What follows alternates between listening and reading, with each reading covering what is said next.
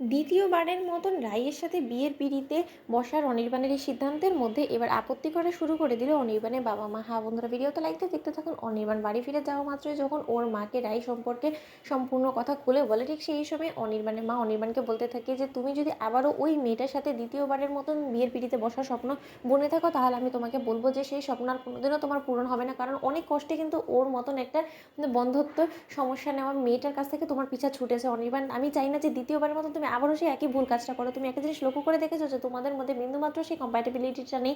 তার শর্ত যেটা তুমি বারবার করে প্রমাণ পাচ্ছ, সেই শর্ত তুমি এই মেয়েটার পিছনে আবার কেন ছুটে যাচ্ছ বলো তো? আমি মানছি যে তোমার মধ্যে এতদিন ধরে একটা অপরাধবোধ কাজ করছিল, আর সেই অপরাধবোধ কাজ করা থেকেই তুমি ওকে পাগলের মতন খুঁজে বেরিয়েছো। এখন তো তুমি ওকে খুঁজে বের করতে পেরেছো, তাই না? সুস্থ সবলভাবে আছে, তাহলে ওকে ওর পরিবারের কাছে হস্তান্তর করে দিয়ে তুমি নিজের মতন করে একজন ভালো জীবনসঙ্গী খুঁজে বার করো না।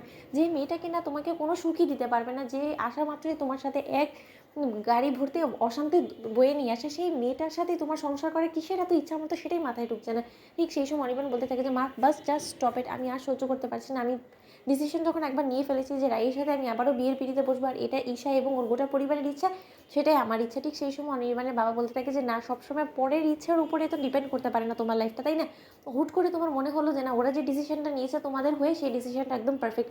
তারপরে কিছুদিন পর আবার অনির্বাণ দেখা যাবে যে না, তোমার আবারও আফসোস হচ্ছে যে তুমি কেন আবারও রাইকে নিজের জীবনে বয়ে করে ডেকে নিয়ে আসলে। তখন আবার কি করবে তুমি? আবারও ডিভোর্সের খেলা করবে। তুমি বুঝতে পারছো না যে সোসাইটিতে আমাদের নিয়ে লোক হাসাহাসি হয়, আমরা আর কোনো মতে সোসাইটিতে আমাদের মুখ পোড়াতে চাইলে আমাদের লোক হাসাহাসি করানোর কোনো প্রয়োজন নেই। অনির্বাণ দোহাই তোমার, তুমি প্লিজ এবার আমাদের সাথে মুম্বাই ফিরে চলো, সেখানে গিয়ে তুমি তোমার সকল কিছু আবার নতুন করে সেটেল করো। কারণ আমরা চাই না যে রাই নামক এই অশান্তিটা তোমার জীবনে আবার আসুক। কারণ যতবার তোমার জীবনে এসেছে ততবারই নীলাঞ্জনা কোনো না কোনোভাবে তোমার জীবনে সর্বনাশ করার চেষ্টা করছে। এবার কে বলতে পারে যে রাইকে বাঁচাতে গিয়ে, রাইকে তুমি তোমার জীবনে আনতে গিয়ে তুমি আবার কোনো সর্বনাশ ডেকে আনবে না? এমনটাও তো হতে পারে যে নীলাঞ্জনের আগে খুবই ফসে উঠে তোমাকে শেষ করে দেওয়ার সিদ্ধান্ত নিল। কারণ তো খুব ভালো করে জানে যে রাইয়ের উপরে প্রতিশোধ নেওয়ার একটা মাত্রই উপায় আছে, সেটা হলো কি তোমাকে মেরে ফেলা। এবার যদি ও তোমাকে মেরে ফেলতে পারে, তাহলে রাইয়ের উপরে প্রতিশোধ নেওয়াটা পূরণ হয়ে যাবে। কারণ ও হাজার চেষ্টা করে তো রাইকে মারতে পারেনি। এবার যদি আমরা তোমাকে হারিয়ে ফেলি, তখন কি হবে আমাদের?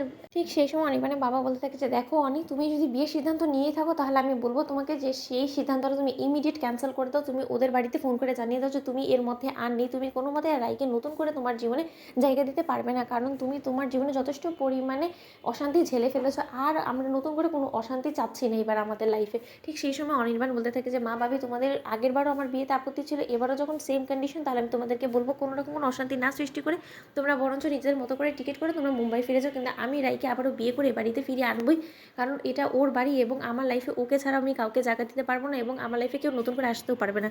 তো বন্ধুদের ভিডিওটি ভালো লাগলে লাইক এবং শেয়ার করে সাবস্ক্রাইব করতে ভুলো না।